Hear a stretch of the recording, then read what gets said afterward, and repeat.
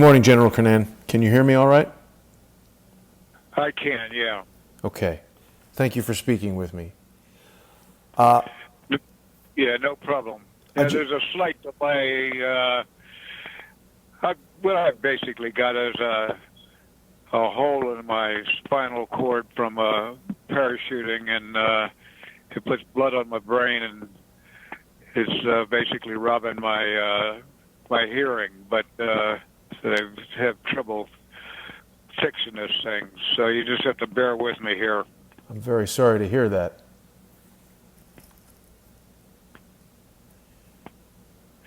Well, just something I got to deal with. Yeah. Before we begin, sir, do I have your permission to record the call so I can make a transcript that will be used as evidence in this lawsuit against me coming from Robert David Steele? Yeah, sure, no problem. Okay. Have you had an opportunity to review this document, background information on Robert David Steele and the other people we're going to talk about? Yeah, I did review what you sent me today. Had an opportunity to look through it. It's a little convoluted here as what appears to be a real screwy situation with this guy. Yeah. Yeah. So you don't recognize this individual. You never worked with him in the development of the NATO open source intelligence handbook, as he claims.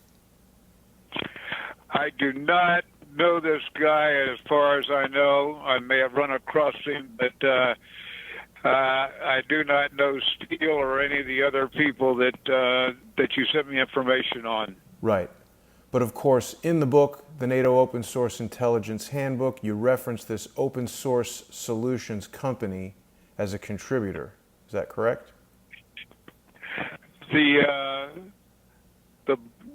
pamphlet that was done by SACLANT was a collaborative effort by the SACLANT staff, which of course was a multinational staff that was done for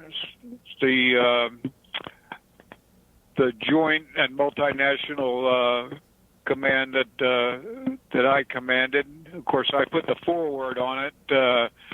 I was asked if I wrote that. I did not. It was a collaborative effort by the SACLANT staff. Right. And in this paragraph in your foreword, you say this publication has benefited greatly from the continued collaboration between my staff and the staff of Open Source Solutions, Inc. I think this is the main source of disagreement between Robert David Steele and the reporting that we've done.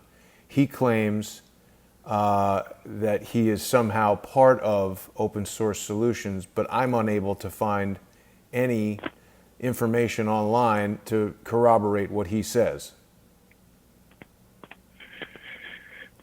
Well, I know nothing about Steele having anything to do with writing this. I saw where he claimed that he wrote 85% of this. I find that very hard to believe. Unquestionably, we do use contractors from time to time, but given the type of document, of course I'm going back 18 years now, but given the type of document that was, we would have used the subject matter experts from the SACLANT staff to put that document together. So the notion that one individual would have written 85% of it is not compatible with what you're describing, right? Oh, no, I find it highly unlikely that one person could have written that. It's too complex a document for one individual to have written that. Mm-hmm. Too many different disciplines and things like that. This is a document over 50 pages. I'm sorry, say that again. It's a lengthy document over 50 pages, and I presume it covers too many different subjects for one person to have written the whole thing. That's correct. This would have been done by various people within the staff that had staff expertise in the various areas of that document. It would, like I said, it would have been a collaborative effort. Mm-hmm. It would have been staffed numerous times within the headquarters, and then subsequently approved by the chief of staff before it went to me for final approval. Mm-hmm. And do you recall speaking? Well, sorry, it was an email communication with this person who presented herself as Pat Ingram, who I believe is Susan Lutsky. You remember that email exchange, right? Yeah, I just vaguely remember that conversation or email. I don't recall whether it was a telephone conversation or an email, but I was basically asked if I wrote that, and I think I told her the same thing, that all I did was put the forward on it, this was a staff effort by SACLANT. Yeah. Separately, I've been in touch with Susan Lutsky. She's shared the email between you and her. That's how I got your email address. That's how you and I got in touch for this phone call. So I believe she was deceiving you there, and I'm not sure exactly what her purpose was, but she is not Pat Ingram. Yeah, I was very surprised when I got that request from her. These documents, these manuals and staff documents are always done as a collaborative effort by the staff. As a commander, I might sign off on it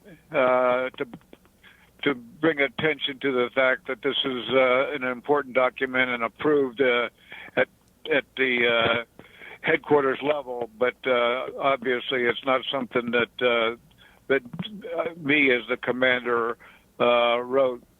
Right. And would you have directly interfaced with individuals who did write it, or you're just sort of overseeing it as a project? Right.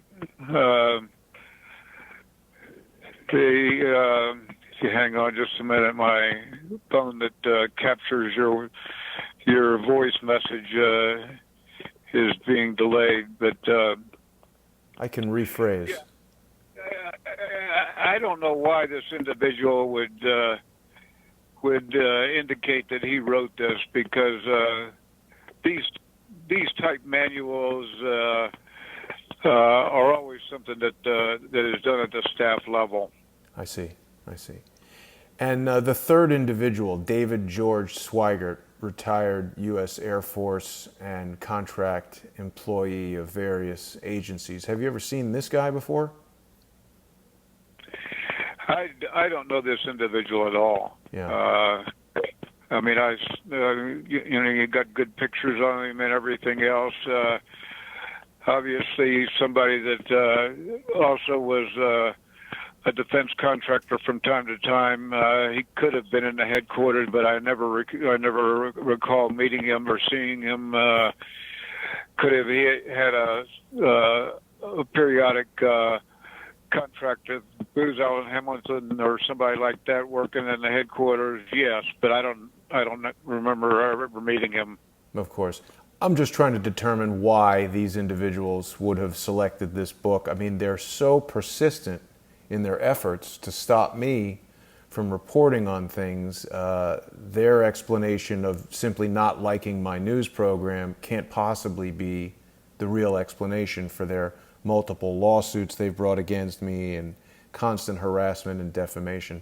So listen, General, thank you very much for your time. I think that's really all I needed to ask you. I really appreciate you sharing that information with me, and I hope you feel all right and can get some treatment for this condition. Yeah, it's always upsetting when people take credit for other people's work. Why somebody, unless they're just trying to fatten their resume by taking credit for something like this, it's beyond me why somebody would try to take this credit. But this is obviously a staff document that was worked for months and approved by a multinational headquarters. So it's just absolutely beyond a doubt something that the headquarters put together and not one individual. I It's understand. too complex a document. Yeah, yeah. One last question with regard to the lawyer representing Mr. Steele, this Stephen S. Biss. As I mentioned in the document, I have reason to believe that Robert David Steele has put Biss in touch with the House Intelligence Committee ranking member Devin Nunes and has encouraged Nunes to bring a lawsuit against the software company, social media giant Twitter, and various co-defendants. I have reason to suspect that Biss is in a regular practice of engaging in these fraudulent lawsuits, and I'm speculating when I say this, but I believe they're targeting Mr. Nunes in an effort to damage his reputation because I've read their lawsuit and it has virtually no hope of succeeding. It has already served to basically be the source of ridicule for Mr. Nunes, who of course was closely associated with championing President Trump's claims of innocence during the time that the Robert Mueller investigation was going on. Do you have any advice as to what I might be able to do to alert Mr. Nunes? I've tried contacting his office and no success. Yeah, it's very disappointing. Yeah. Any advice as to what I might be able to do? Do you have any contacts who could possibly raise an alert to Mr. Nunes as to the activities of these individuals? I don't. The only thing that I could possibly suggest that there may be still a staff trail within SACLANT headquarters of the staffing of that document. Even though it's 18 years ago, there still could be in the files. Those things are pretty heavily staffed within the headquarters, and there may be something still in the files and in SACLANT, the staffing of that document, even though it was 18 years ago, to show how that thing was ultimately approved.